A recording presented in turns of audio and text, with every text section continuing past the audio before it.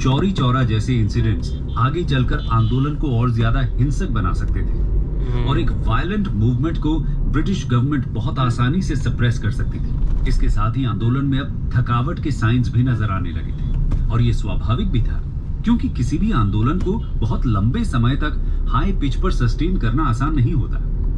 British government भी किसी भी तरह की नेगोशिएशंस करने के मूड में नजर नहीं आ रही थी। इसलिए सभी बातों को ध्यान में रखकर गांधी जी आंदोलन को वापस लेने का फैसला करते हैं। इसके बाद मार्च 1922 में सरकार के खिलाफ असंतोष फैलाने के चार्ज पर गांधी जी को अरेस्ट कर लिया जाता है और उन्हें 6 साल की सजा सुनाई जाती है।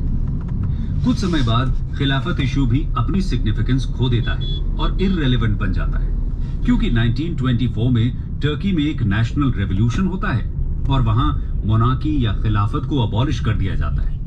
इसके बाद इंडिया में भी खिलाफत मूवमेंट डाई डाउन हो जाता है। इवैल्यूएशन ऑफ खिलाफत नॉन कोऑपरेशन मूवमेंट।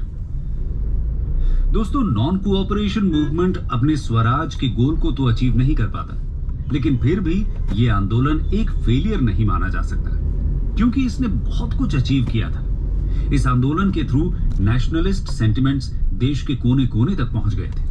बड़ी संख्या में लोग इससे जुड़ते हैं और ये सही मायनों में एक मास मूवमेंट बनता है।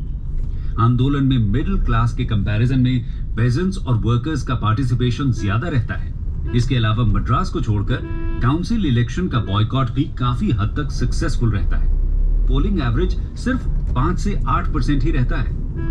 इकोनॉमिक बॉयकॉट आंदोलन का सबसे इंपॉर्टेंट फैक्टर था और ये बहुत कामयाब भी रहता है।